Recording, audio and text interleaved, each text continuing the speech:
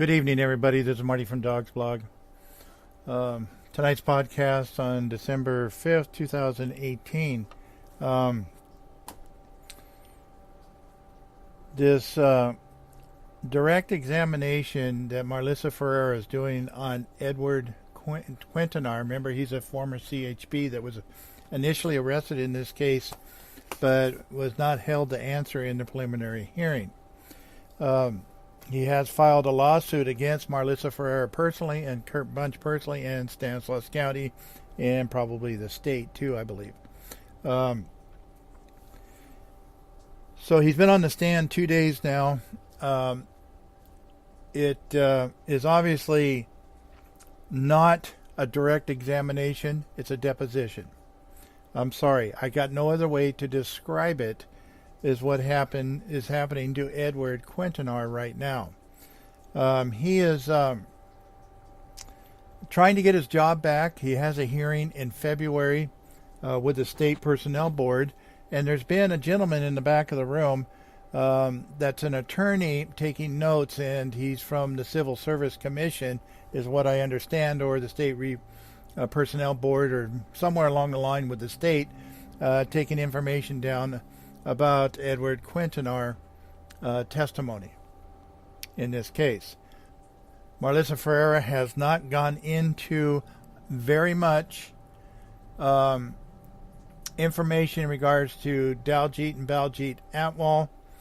He was friends with them. He didn't know Frank Carson, and she's gone into very little with him in regards to some of the things they're alleging that he did, and many of the arguments that she's made to the court when the jury's not there, when they're trying to resolve an issue or something, that she is repeatedly saying that Edward Quintanar lied to investigators, and Edward Quintanar is lying on the stand, quote unquote. That's what she said. So he's getting hammered by Marlissa Ferreira. It's been 2 days and she's still on direct examination. This is a deposition. It is not a direct examination. Marlissa Ferreira is trying to cover her backside and trying to screw him out of getting his job back.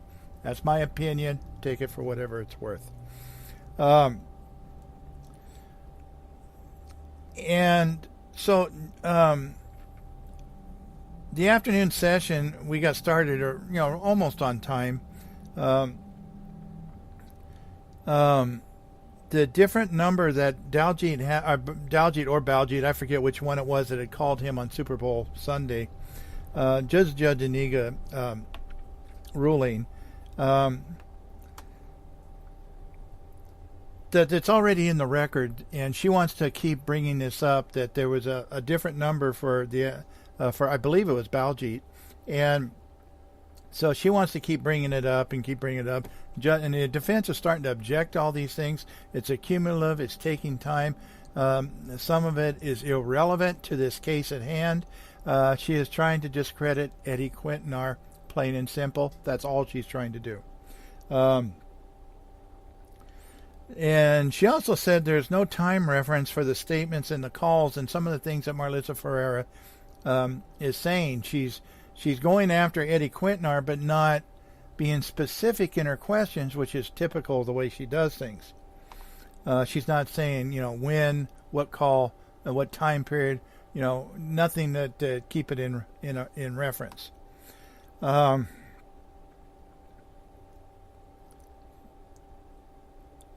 The injury that Daljeet Atwal had, Eddie Quintanar said that he was told that Daljeet got it working out with weights at the gym. It was an injury to his hand, and apparently there was an injury somewhere else too, on a different type of thing. But the judge did say that, again, she's not putting it in a time frame, and the injury that Scott McFarland had referred to did not put that in a time frame. So they don't really know when it happened. Eddie Quintanar doesn't recall when these things happen, and he's being honest and straightforward up there about it. She also said there's nothing keeping her from impeaching her own witness, And she put Eddie Quintanar on the stand and immediately started impeaching him. She didn't even give a chance to see anything. She just wanted to immediately go after him. Another thing she's doing is defending Kurt Bunch, because Eddie Quintanar said derogatory things towards Kurt Bunch to his face, and some of the other things, irregardless of what the activities that Kurt Bunch was involved in. I know that he's investigating what he thinks is a homicide, or wants to be a homicide, but there's some things that he did too, and that needs to be brought out too, just for fairness and accountability's sake. Marlissa Ferreira says she wants to play a wiretap, or at least part of a wiretap, as to the relationship between Atwell and Eddie Quintanar. Assisting the Atwells, talking about the trackers, and that was mostly Daljeet Atwell. As he said, robbers she's claimed, this is an argument she's making the judge out of the presence of the jury, that the robbers don't use trackers or on potential victims. A law enforcement officer would not believe robbers would do that. Now, this is in regards to Daljeet Atwell said he closes down the store, late at night, 1, 2 o'clock in the morning, whatever it is, and he had somebody following him one night, and he took a different route home. This car followed him. Well, come to find out, it was Kurt Bunch and Frank Navarro, which they were asked about that, but they lied about it. That's what they do. And so he was concerned that he was being... So Eddie Quintanar was just talking to him about some of this stuff. Eddie Quintanar said that he was just letting a friend vent. And she said that they had a long conversation in regard to the wiretaps, on the wiretaps in July of 2012. This was already ruled on by Judge Zuniga, and I remember this in the eliminating motions, but the judge cannot remember her rulings. They're litigating it again. The judge ruled this wiretaps was not going to be permitted for whatever reason she had at the time, and now they're relitigating it because the judge can't remember. She has a computer in front of her; she can research it, but she's letting Marlissa Ferreira re-argue the whole thing again. Attorney Hans argued this 7/9 of 2012, July 9, 2012, wiretap has already been heard. He says it is being rehashed by Marlissa Ferreira. Is Daljeet Atwell is a DA calling experts on robberies now, on activities of robbers, patterns and behaviors of robbers? Because this is what Marlissa Ferreira is claiming in her arguments and her questions. Is that what robbers do and stuff? The DA, and she's throwing at Eddie Quintanar, you're a law enforcement officer, don't you know, and things like that.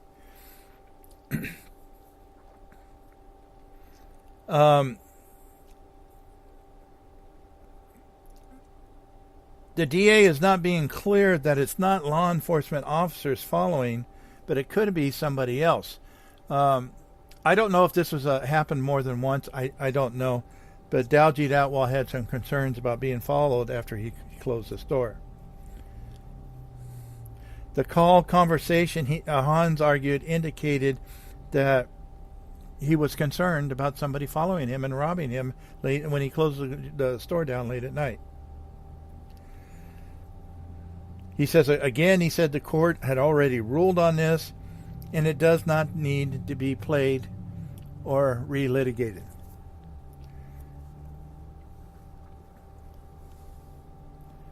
The July 15, 2012 has been played, and so that is sufficient to get the information across. And it's also goes to improper character evidence. Percy Martinez argued it's an undue consumption of time, and we've taken 2 days on Eddie Quintanar so far on just direct testimony, from Marlissa Ferreira. We haven't had cross-examination yet. It's 2 days of direct. A home invasion is always a possibility and a concern to business owners like this that do a large cash business. Any store owner would be concerned. Baljeet Atwal had asked Frank Navarro at one time if he was following them, and Frank Navarro denied that they were following him. But it was, in fact, Frank Navarro in that car that night that was following Baljeet Atwal. Percy talked about a relationship with this Ted person. Apparently I believe he's a Turlock police officer. And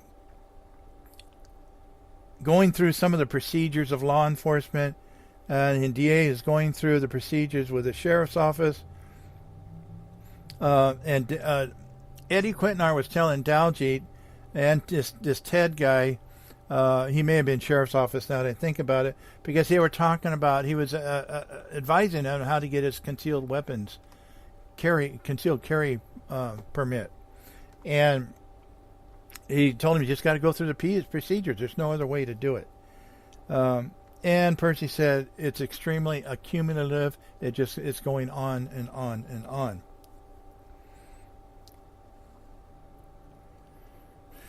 Marlisa Ferreira said that there's more references in the call to this Ted gentleman. The calls are not that long, so it's not that accumulative. These arguments are. Judge Iniga's not clear why the call needs to be played again. Judge Iniga's not tracking what everybody's saying. Marlisa Ferreira wants to clarify that Quintanar, the issues with Quintanar, the phone call with Quintanar, and to refresh the jury because she's played these wiretaps before. But it was so long ago, she's concerned that the jury may not remember it. It was 5 or 6 months ago. Remember, this thing with the jury, opening arguments started April. The trial actually starts with eliminating motions and jury selection, so it's been a year on this trial already. Marlisa Ferreira says that Eddie Quintanar has lied and needs more confrontation about those lies. He lied to investigators and so on. Unknown how Quintanar can forget so much. It's been 6 years, but she's saying how he can forget so much. She said that Quintanar is lying so much that the jury needs to hear the recording to clarify. Now, this recording is like 2 lines long because the judge has eliminated everything else in that wiretap. Percy Martinez said Marlisa Ferreira has already played this wiretap, and it's an undue consumption of time. And Judge Iniga says, let me rule. She wouldn't let Percy Martinez finish his argument. Typically, she says, go ahead and finish your record, which is pretty clear how she feels when she says that. Judge Iniga said that Quintanar has been confronted. He admits some statements that he has made. I hate it when I can't read my writing. They're talking so fast sometimes. I have to scribble, and it's hieroglyphic sometimes. So she basically what she's doing is not getting to play the whole wiretap again, but just that one. There's like 2 lines in the transcript that they had to have Magic Man Steve Jacobson cut a new copy with just those 2 lines in the recording. It was very brief when it was played. This is just a consumption of time is all it was, and she's trying to ruin Eddie Quintanar's possibilities. The July 9th, 2012, where the permit talk is not relevant. She's not going to allow that. This Ted Nichols can be argued to the jury. She says this all can be argument, but it's not relevant to what they're doing right now. The trackers is circumstantial evidence and is up to the jury to decide if law enforcement or robbers are a fear of what's going to these people that's going on here. It is relevant to Quintanar with helping with the trackers, is what Judge Aniga said.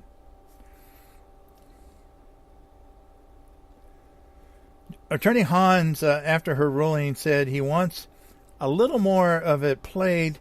If it's going to be played, there's another line or two that he wants played to give it perspective. And the judge says, well, it's up to the DA for her to decide. No, it's up to the judge to decide, but she lets the DA do what she wants. This judge the DA's office hit the lotto with this judge. That's all there is to it. And the judge hit the lotto too, is what she's making on it.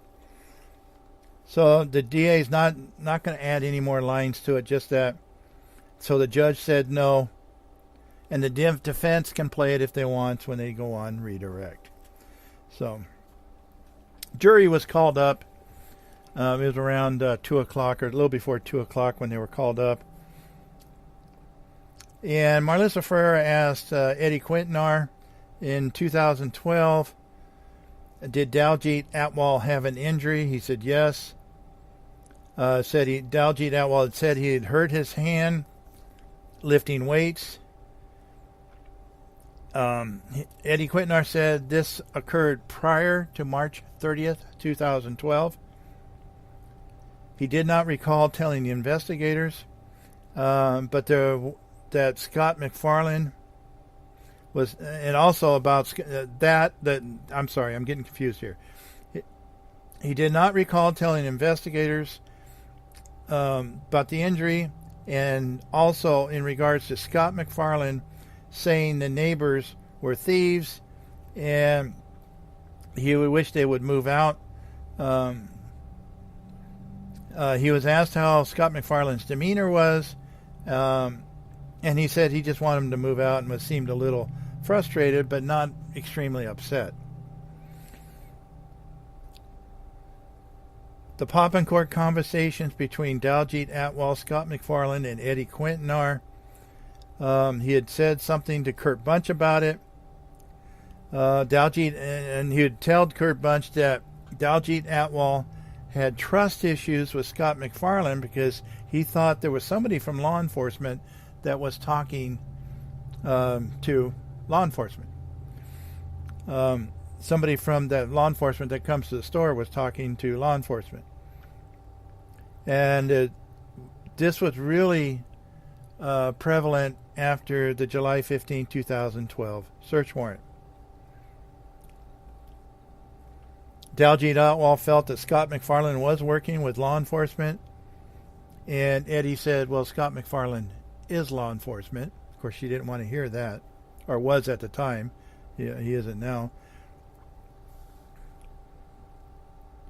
Daljeet Atwal said Scott McFarland was law enforcement and was feeding information to law enforcement. He felt somebody was giving information on the Corey Coppin case, or she asked Eddie Quintanar if he felt somebody was giving information on the Corey Coppin. I'm sorry, I'm a little erratic here. I'm having trouble reading my notes because sometimes I'm a dumbass.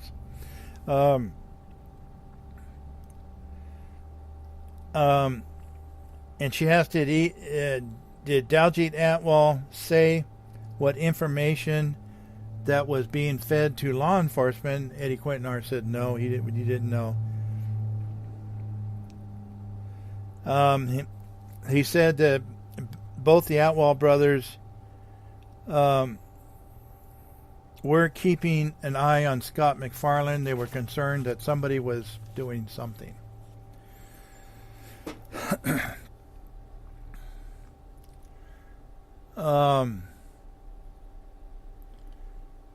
Eddie Quintanar, she asked him some questions about the report that was written by Kurt Bunch.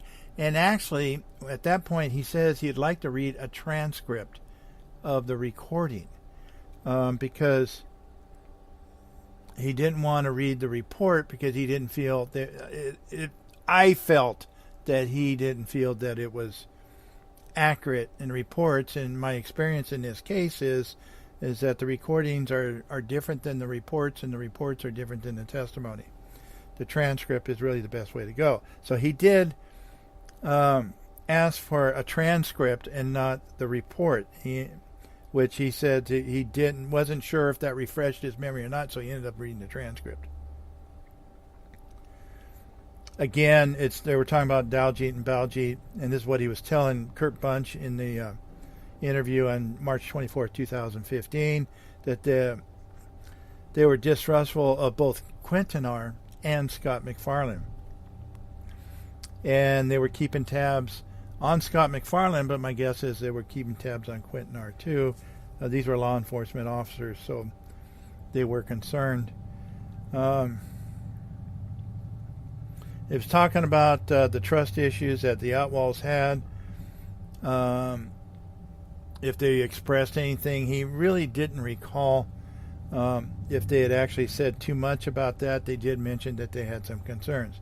He never told Scott McFarlane about their concerns and their suspicions.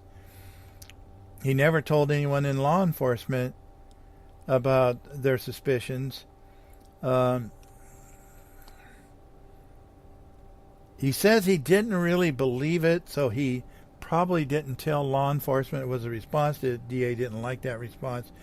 She asked to strike his response. He said during October of 2012, Marlissa Ferreira called it an interview with the CHP. They were doing their own independent investigation, and Eddie Quintanar said it wasn't an interview. It was an interrogation. He was very clear about that. It was not an interview. It was by CHP investigators and or brass. He did not tell the CHP investigators about the suspicions by the Outlaw brothers. He says he didn't believe it, so he didn't tell them.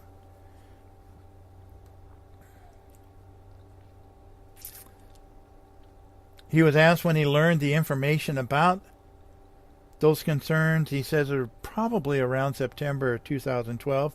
Again, he wasn't too sure.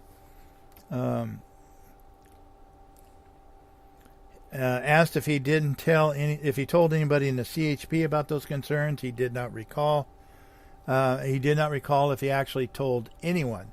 What he was trying to say, and he said it once or twice. The DA cut it off and didn't accept it. Was that he didn't believe it. He was just letting a friend vent, is what he was doing. During this questioning too, there was multiple objections going throughout this thing. Jai Gohel asked to approach, and Judge Zuniga very strongly told him no. So he had an issue of some sort, and the judge wasn't interested in hearing it. This jewel is really the lotto for the DA's office. Eddie Quintanar said he did not feel that information about their suspicions was vital or suspicious to him.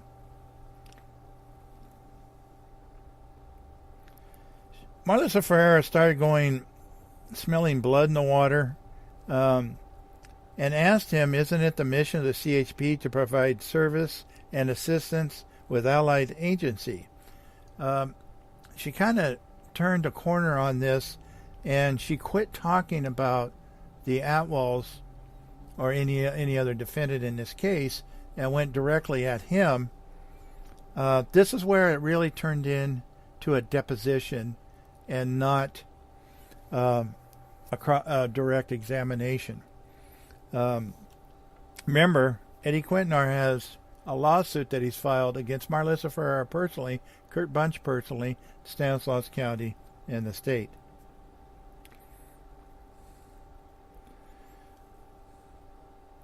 He was asked why he never provided information to anybody in law enforcement. He says, I was never contacted. Then nobody ever asked me. And I'll tell you, smart people, including police officers, if they don't ask, you don't tell. That's one thing you learn as a police officer, whether you're on the stand or anywhere else. If they don't ask, you don't tell. Your life is a lot easier that way, but when it comes to things like this, it turns around into something negative by people like the district attorney's office. He said he didn't know anything about the detectives that were coming to visit Quintanar.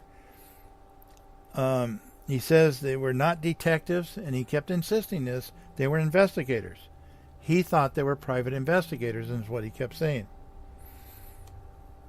He didn't tell anyone about Daljeet Atwell's concern. She kept repeating this over and over again.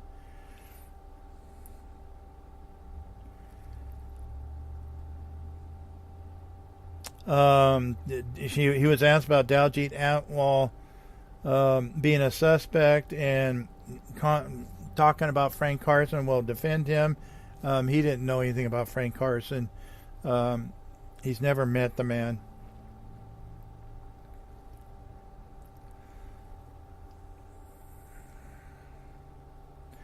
Quintanar said that he just kind of let Daljeet Atwell vent, and he let it go. He said that it didn't mean anything to him. He was just talking to a friend and letting him vent. He knows Daljeet Atwell, and knows, and he didn't tell anybody. And Daljeet Atwell didn't say anything about the investigators' visit again. Again, he's under the impression they're private investigators. He was reviewing transcripts. Eddie Quintanar was reading transcripts again.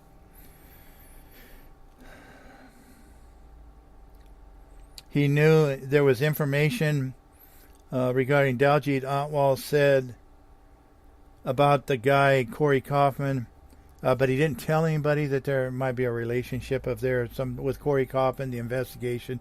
Now, when I say relationship, I mean the investigation of Corey Kaufman. Marlissa Ferrer started going into Chapter 14 of the CHP Standards and Codes. These are like general order manuals. Some agencies call them that. It was massive objections that lit up the room. It's irrelevant in this proceeding.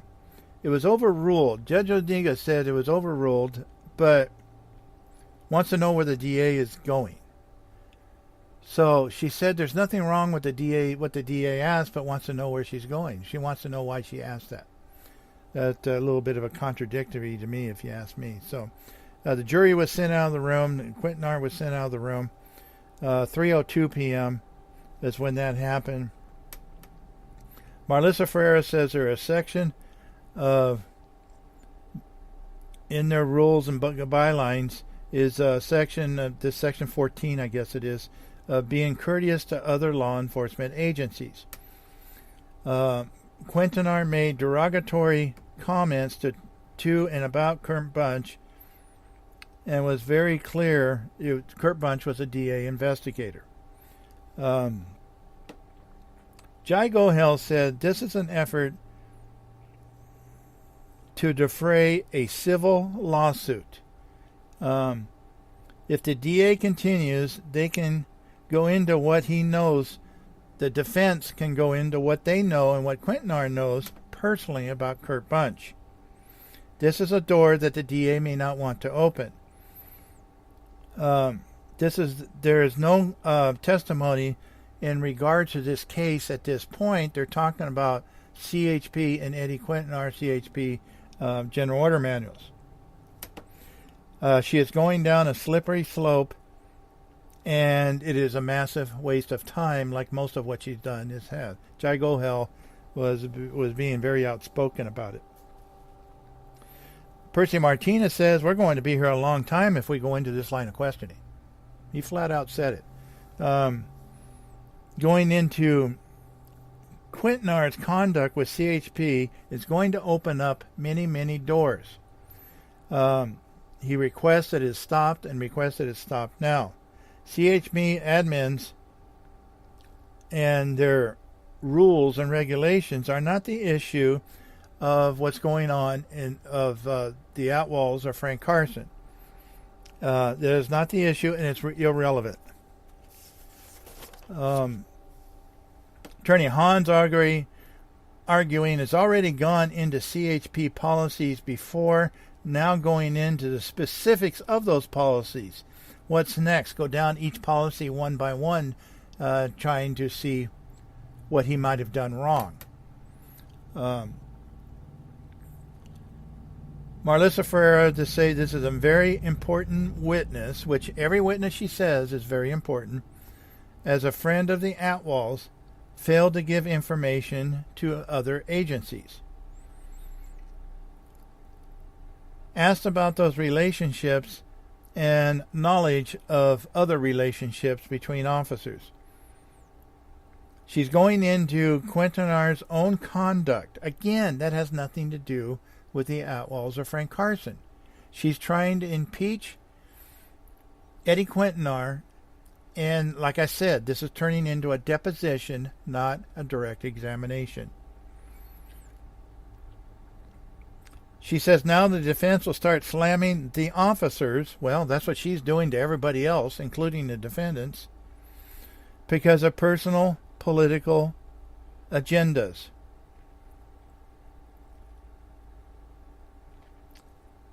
She said Edward Quintanar had an obligation to reveal this information. His reactions to law enforcement officers is that he's pissed off. They want to. He did not want to talk to them, and it was pretty obvious. He was pretty clear about it. He didn't want to talk to them, and actually, he doesn't have to. His participation with the Atwalls is obstruction and goes to believability of the witness to the jury. Again, she put him up to discredit him. That's the only reason she put him up. Fortunately, Eddie Quintanar is working under an immunity agreement, but that doesn't mean they're not gaining information to investigate him further. She says everyone in this case gave Quintanar the respect that he deserved, and actually there's some things that I heard that was not respectful to Eddie Quintanar and his family. Kurt Bunch talked to his wife through a door, talking about how they're going to arrest Eddie and take him to jail right in front of their little daughter that was standing right there. That's not respect. Judge Iniga said it is debatable that he was an innocent bystander, speaking of Quintanar. Another person in court, yeah, and that's what Jai Golhel mentioned in his argument too, that attorney from the Civil Service Commission was there taking notes and monitoring everything. He was taking a lot of notes, by the way, and monitoring everything that was going on. But that has nothing to do with her. Anybody can come to court, and that's true. And she said, she didn't recognize anybody different from yesterday. Well, it's the same guy. That's why she didn't recognize anybody different. She has cautioned Marlissa Ferreira, if that meant something. But she said her questions do open some doors. Marlissa Ferreira has a right to test his credibility, and he was previously friends with Daljit.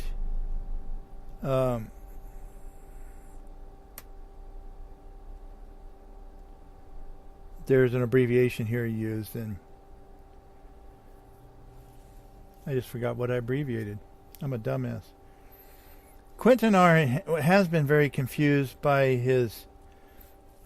she said this is one reason why she did not hold Quintanar to answer in the prelim, in his prelim, because he was misled pretty bad, it sounded like, by the union reps. And Eddie Quintanar also went up the chain of command with the CHP.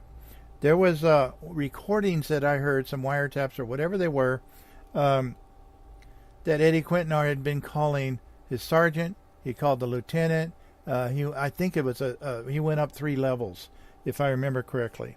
I sat through his preliminary hearing. And Judge Iniga said he was probably misled a little bit by his union representatives. And that's part of why he ended up, because they were told him he doesn't have to talk if he don't want to. That's his union reps. And that's really probably where it got him where he's at now. Judge Iniga also noted that he was discourteous to Kurt Bunch and was very vulgar. Now, Judge Iniga does not like vulgarity. Judge Iniga will hold that against you when you're vulgar. If you say something about women, which was done in another person, which I'm not going to mention right now, I believe that that in part is what she held against somebody else to hold them to answer. She doesn't like that kind of talk, and I think she's kind of a prude, and she's the type of person that will hold that against you. And she said he had a habit of constant vulgarity, and feels that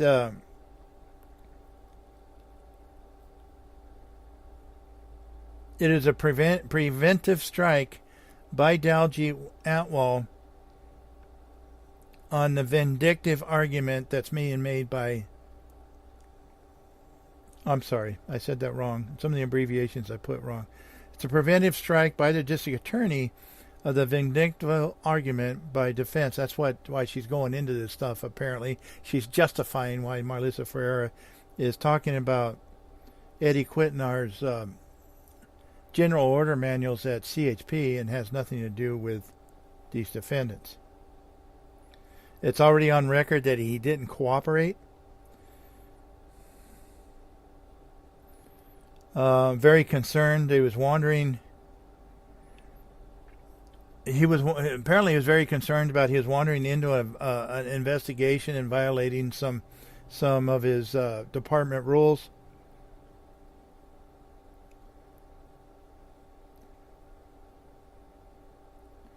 She said this witness has not attacked an officer personally, other than saying some things about Kurt Bunch. It's not relevant, and it's prejudicial, and she's not going to allow it. So the jury had gone out around 3:12. They came back after we took a break at 3:54. I also noticed that, I was curious that the Civil Service Commission attorney, how he knew that Eddie Quintanar was going to be on the stand yesterday. He wasn't here any other day, just he was here yesterday, knowing full well Quintanar was going to be on the stand. Well, Kurt Bunch and this attorney, I don't know his name, were in the hallway talking a bit, and they came back into the courtroom together after the break. I could hear them out there talking, whatever that's worth.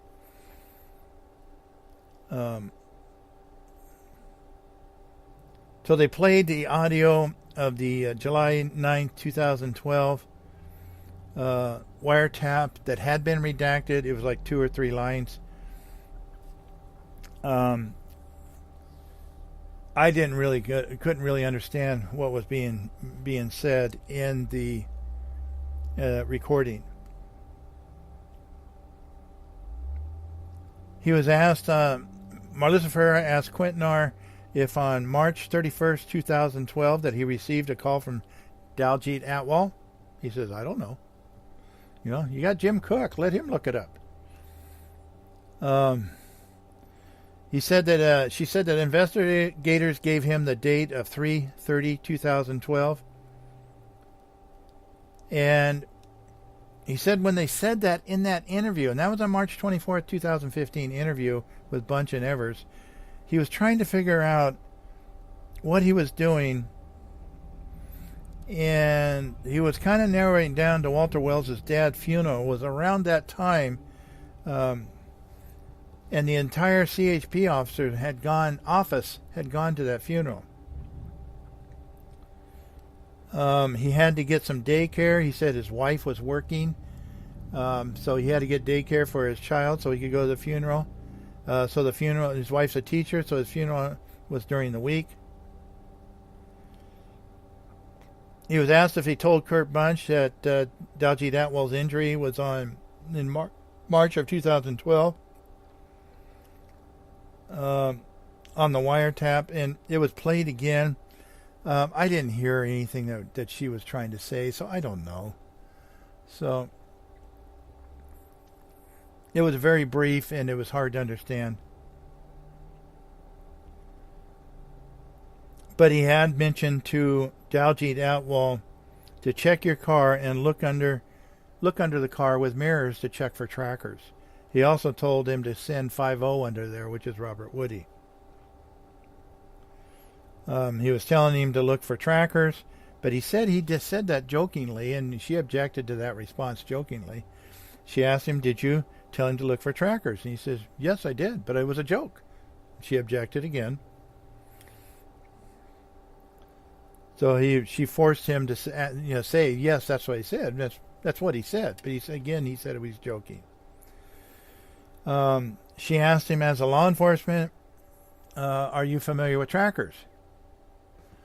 And he said, "No, I've never been trained in trackers. I'm not familiar with them." So she went into how long he's been a law enforcement officer. He had supervised others, which was 10 years at the time. He had supervised others, been officer in charge of a shift. And he says, "Well, yeah, I guess sometimes trackers are used." He says, "I really don't know. I haven't had any experience with them." He says again he was joking with Dawgs Atwell, and it was something that he saw in the movie that they were looking underneath a car for something that may be there with mirrors. During that same call, he said that Dawgs Atwell seemed paranoid, or she asked him if he seemed paranoid. He said yes. He says, but there was a lot more to that call. She objected. This isn't a search for truth. This is an agenda search to get the answers that she wants. The district attorney's office obviously is not concerned about justice as they're supposed to be. They're concerned about putting feathers in their caps. And Bridget Flanagan's already admitted that.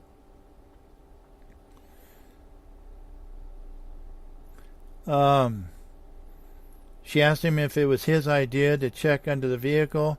He says he checks his vehicle every day. He doesn't trust people, especially when he was in law enforcement, that he did check his vehicle every day for anything suspicious.